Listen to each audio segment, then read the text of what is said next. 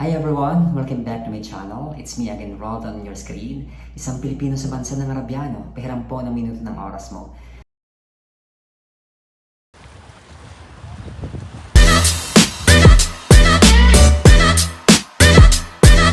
Ang video po natin ngayon ay ako po ay nagpapasalamat sa inyong lahat dahil yes, nagkaroon pa ako ng 100 subscribers dito sa aking YouTube channel na isang daang naniniwala, sumusuporta at namamahal sa akin sa kung ano man ang ina-upload ko dito sa aking YouTube channel.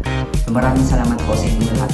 Marahil para sa iba ay isang maliit na bagay lamang ito, pero para po sa akin ay it's already a huge achievement for me because I started from scratch on my YouTube journey. I am not a celebrity, I am not on the spotlight, I am a nobody.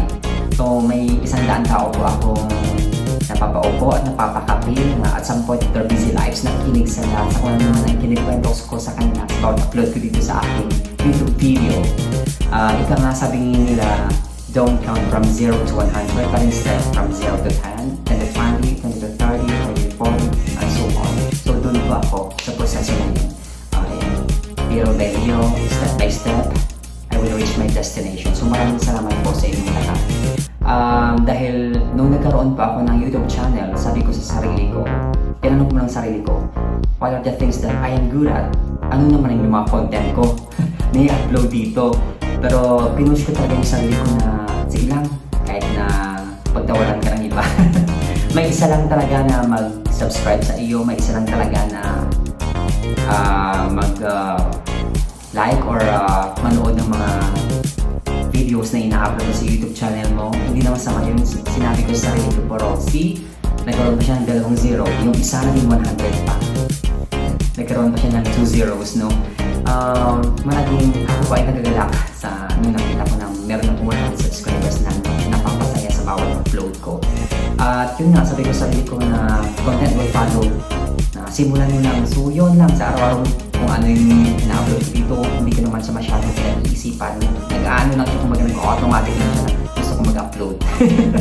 Or minsan kumakain ako kung saan gumagala ako during my free time. So yun lamang. So sa paraan po na yun ay pinapakita ko yung daily routine ng isang OFW, especially dito sa Middle East. At saka ginawa ko po kasi yung YouTube channel na ito is one of my main objectives here is yung mga memories ko ba. Kasi I told myself na I'm not forever here in abroad. So yung mga memories siguro na 5 years or 10 years from now, as I look back, masasabi ko na I was once an OFW. Ito ako. Ito yung mga ginagawa ko. Ganito ako. Ganito yung itsura ko. Ganito ako makisama sa mga tauhan. Ganito ako makipag-communicate sa aking YouTube channel. O kung ano man, basta makita ko ng sarili ko 5 years or 10 years later. So, siguro, isa yun sa masarap siguro na sariwain mo. Yun talaga kasi yung isa sa mga main objectives ko eh. Aside from garnering a lot of subscribers, yun yung isa sa mga objectives ko, yung memories ko talaga. Sa paggawa ko ng YouTube video na makikita ko yung sarili ko na during those times, ganito ako. Tapos, hinahanap ko po kasi yung other side of myself. I am into hosting kasi during college. Hinahanap ko yung moment talaga na humahawak ko ng mikropono at nakikipagkudan yan sa middle of the crowd. So ganun ba ako at nahanap ko po siya dito sa pagkaroon ko ng aking YouTube channel. Every time I face my camera, ina-imagine ko po na mayroon akong 1,000 tao nasa harapan ko na kinakausap ko. So ganun ba ako? Parang maliw lang, no? Pero yun nga po, sabi nila eh, minsan sa iyong kapaliwan, doon kami mga biggest realizations na hindi mo siya. So katakalain na ma-realize mo din sa iyong kapaliwan. So talagang puso po ako ng pagpasalamat sa inyong suporta, paniniwala, at pagmamahal sa akin. Nagkaroon ako ng subscribers. May mga strangers ako na nami-meet dito sa aking YouTube channel. Maraming salamat po sa inyo. Yun lamang po yung makikita nyo sa upload ko sa araw-araw na lang. Pinapakita ko yung buhay ng OFW dito sa Middle East. Wala pa akong tinatago dyan. At sa muli ay napatunayan ko na naman po sa sarili ko na walang imposible. Sa kung ano ba ang pinapangarap mo sa buhay at or kung ano man ang ginusto mo sa buhay, wala talagang imposible. As long as you are working hard, as long as you are committed to achieve that goal, wala po talagang imposible. So kagaya ngayon habang nag-usap ako sa inyo, yung ibang kasamahan ko sa loob ng kwarto, natutulog. Yung isa, kung narinig niyo may mga lagatik sa kusina. Nagutom daw, ayun, nagluluto. So, eto, video na naman na to. Siguro, kung mapanood nyo naman to years later, masarap lang siguro sariwain no? Years later na ganito ako. So, another memories na naman kung na-invite na makikita ko yung sarili ko in front of the camera. Pero alam mo, sa totoo lang, bago ko nagsimula ng YouTube channel na to, yung first upload ko, tinatawanan ko yung sarili ko. Kasi parang may awkward feeling ba, pero na-realize ko na sabi ko, bakit pagtatawanan yung sarili ko? Kung pagtatawanan ko lang naman yung sarili ko, bakit ko ba ginawa ko to? Bakit ko ba sinimulan? Kung pagtatawanan ko yung sarili ko, nako. Kasi sabi ko sa sarili ko, dapat dapat yung paniniwala at pagmamahal at support ay dapat sabi ko sa sarili ko siya muna magagaling bago sa iba. Kasi makikita naman din ng iba kung talagang gusto mo yung ginagawa mo. So yun na, sabi ko ini-enjoy ko na lang.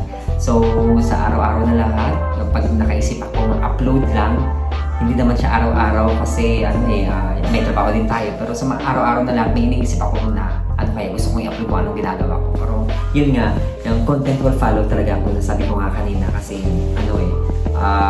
as long as nasimulan mo lang siya, yung parang lahat na lang ng galang mo, gusto mong gusto mong i-update sa mga subscribers mo. Pero ako naman, lang yung talagang pinipili ko yung mga moment na may share ko na thoughts, insights sa inyo, may maikwento ko sa inyo na malibang ko kayo. Yun nga sabi ko kanina, mapaupo kayo at mapakape o malibang ko kayo at some point of your busy life, so okay na yun sa akin. So yun lang naman ang pinanghawakan ko at yung memories ko na years later pag napanood ko yung sarili ko na ganito ako. So masaya na ako dun. So maraming salamat talaga, hindi ko talaga sukat talaga ng isang na to. Akala mo 1 million, no? 100 pala, pero it feels like I already had 1 million subscribers sa 100 ko nito. Malay ko, di ba? 100 tapos magkaroon siya ng 3 0, 4, 5, 6 mo. Hindi posible kasi yung pinapangarap, yung sabi ko nga nung before ako mag-start, sabi ko may isa lang mo, nagkaroon pa ka ng 100 after 3 months, so di ba? So okay na talaga sa akin. So talagang swak na swak itong YouTube channel na ito para sa akin. So maraming salamat po talaga sa 100 subscribers ko na ito. So sa mga kaibigan na nag-share palagi ng aking mga videos, maraming salamat sa inyo at dito din nagkakaroon din ako ng mga bagong kaibigan, mga strangers sa akin noon dito sa aking YouTube channel, nag-PM sa akin na sila, nalilita ko sila. So maraming salamat. Basta yun naman po sa akin na pinapakita ko yung buhay ng isang OFW, especially dito sa Middle East, na kung ano ang ginagawa ko araw-araw, ayun ko talaga ang nangyayari. At basta patuloy lang tayo sa pagkikibaka sa buhay, patuloy lang tayo na mangarap sa buhay. Pasasaan at matatapos din ang kahirapan at pasasaan as long as we are committed into ourselves, magkakaroon din ng resulta ng ating mga paghihirap nito. So ako, ina-enjoy ko lang talaga yung pagiging OFW. Kasi in the first place, ginusto ko naman talaga So maswerte nga lang siguro ako dahil hindi ako nagtatrabaho sa loob ng bahay mas kagaya ng mga housemates. Ako maswerte lang na outdoor yung trabaho ko. So ina-enjoy ko lang talaga siya. Yung sinasabi nila na kain tulog lang.